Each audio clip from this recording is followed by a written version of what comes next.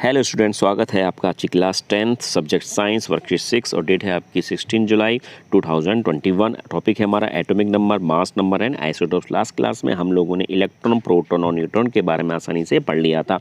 अब इन्हीं सब को लेकर हम आगे चल रहे हैं। सबसे पहले हमारा टॉपिक आया है एटॉमिक नंबर। अब इस एटॉमिक नंबर का मतलब क्या है कि किसी भी एटम का एक होता है एटॉमिक नंबर और वो एटॉमिक नंबर शो करता है उसके टोटल नंबर ऑफ प्रोटॉन से। दूसरा, एटॉमिक नंबर का सिंबल क्या होता है? Capital Z. आप लोग याद रखो, कैपिटल जेड होता है। तीसरी चीज़ कि किसी भी एटम के लिए एटॉमिक नंबर हमेशा यूनिक होता है। मतलब हाइड्रोजन का अगर एटॉमिक नंबर 1 है, सोडियम का 11 है, पोटेशियम का आपका 19 है, तो हर किसी का एटॉमिक नंबर यूनिक होता है। मतलब किसी भी एटम का एटॉमिक नंबर सेम नहीं हो सकता है। इसके अलावा एटॉमिक नंबर से हम ये भी समझ सकते हैं कि किसी भी एटम के अंदर जितने नंबर ऑफ प्रोटॉन्स होते हैं या जितने नंबर ऑफ इलेक्ट्रॉन्स होते हैं उतना ही उसका क्या कहलाता है? Atomic number. हम इसको एग्जांपल से समझ सकते हैं कि अगर मैंने बात करी सोडियम की, यहाँ पर हमारे पास दिया भी गया है, हमारे पास अगर ये है सोडियम, इस सोडियम का एटॉमिक नंबर कितना है? 11 है। तो इसका मतलब इसके पास प्रोटॉन भी कितने हैं? 11 और इलेक्ट्रॉन भी कितने हैं? 11। दूसरा एग्जांपल है हमारे पास मैग्नीशियम का, मैग्नीशियम एटॉमिक नंबर कितना है? 12। तो इसका मतलब इसका प्रोटॉन कितने हैं? 12, इलेक्ट्रॉन भी कितने हैं? 12। क्लोरीन का एटॉमिक नंबर है 17, तो प्रोटॉन भी कितने हो गए? 17 और इलेक्ट्रॉन भी कितने हो गए? 17। मतलब जिसका जितना एटॉमिक नंबर उतना ही उसके पास क्या है? प्रोटॉन है और उतना ही उसके पास क्या है? इलेक्ट्रॉन है। ये बात आपको समझ में आ गई होगी। नेक्स्ट हम चलते हैं अपना मास नंबर की तरफ। जैसे एटॉमिक नंबर का सिंबल जेड था, वैसे ही मास नंबर का एटॉमिक वो इनका जो सिंबल है वो क्या है? ए है, ए होता है। अच्छा जी, अब ये क्या होता है? आपको पता है किसी भी एटम के अंदर एक न्यूक्लियस होता है और उस न्यूक्लियस के अंदर प्रोटॉन भी होते हैं और न्यूट्रॉन भी होते हैं। अब इन दोनों की जितनी भी संख्या होती है, काउंटिंग उनको जोड़कर जो भी चीज़ आती है वो मास नंबर आती है। तो ये जनरल सा फार्मूला हो गया कि mass number is the sum of proton and neutron. Proton neutron को जोड़कर जो आता है वो क्या कहलाता है? मास नंबर कहलाता है। इसमें भी आपको किसी प्रकार की कोई दिक्कत नहीं होनी चाहिए, है ना। अब एग्जाम्पल उन्होंने यहाँ पर दिया है कि जैसे सोडियम का एटॉमिक नंबर क्या है? 11 है और इसका एटॉमिक मास नंबर कितना है? 23 है। तो उसको हम किस तरीके से लिख सकते हैं? किसी भी एटम को, जैसे ये है सोडियम, कोई भी एलिमेंट हो गया सोडियम, इस सोडियम का जो मास नंबर होता है वो लिखा जाता है उसके ऊपर, जैसे पावर में लिखा जाता है, और यहाँ की तरफ नीचे की तरफ लिखा जाता है उसका क्या नंबर?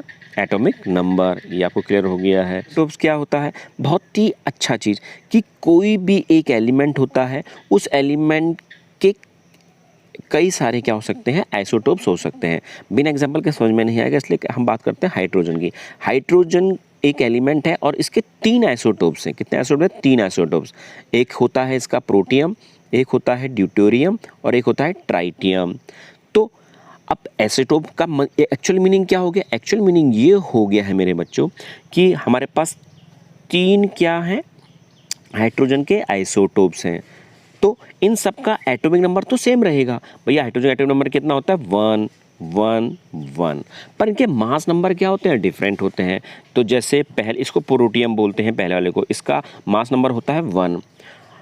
दूसरा होता है हमारे पास ड्यूटेरियम, इस ड्यूटेरियम का मास नंबर कितना होता है? 2। तीसरा हाइड्रोजन हमारा होता है ट्राइटियम, इसका मास नंबर कितना होता है? 3। तो देखो सेम तो एटॉमिक नंबर है पर डिफरेंट क्या है? मास नंबर है। इसी को हम क्या बोलते हैं? आइसोटोप बोलते हैं बच्चों। इसी तरीके से हमारे पास दूसरा एग्जाम्पल दिया गया है क्लोरीन का। में क्लोरीन के 2 आइसोटोप्स होते हैं, क्लोरीन 35 और क्लोरीन 37। इस तरीके से लिखा हुआ है। क्लोरीन 2 हो गया आपके पास, एटॉमिक नंबर सेम नीचे लिखा रहता है 17 और 17, और मास नंबर कहाँ लिखते हैं इसका? ऊपर की ओर 35 और ये 37। क्लियर हो गया बच्चों। इसी तरीके से हमारे पास कार्बन का आइसोटोप भी है, ये भी हम लोगों ने कर लिया है, समझ लिया है, कोई दिक्कत की बात नहीं है। अब हमारे पास है आइसोटोप्स के यूजेस, बहुत इंपॉर्टेंट है, खाली क्वेश्चन नंबर 2 नंबर में आ जाएगा, आपको याद रखना है कि यूरेनियम का आइसोटोप, हर एक एलिमेंट के आइसोटोप्स होते हैं, तो यूरेनियम एलिमेंट का आइसोटोप का यूज़ होता है न्यूक्लियर रिएक्टर में। किसमें? न्यूक्लियर रिएक्टर में। और वहाँ पर किसकी तरह यूज़ होता है? फ्यूल की तरह। फ्यूल मतलब जैसे हमारी गाड़ियों में पेट्रोल होता है ना, हमारे एलपीजी में, हमारे एलपीजी गैस के अंदर मीथेन गैस होती है, तो ये क्या होती है? फ्यूल ही तो है। तो इसी प्रकार से न्यूक्लियर रिएक्टर के अंदर यूरेनियम का आइसोटोप फ्यूल की तरह बिहेव करता है। अच्छा, अब इसी प्रकार के हमारे पास है कोबाल्ट एलिमेंट। इस कोबाल्ट एलिमेंट का जो आइसोटोप होता है वो इलाज करता है कैंसर के लिए। क्लियर हो गया।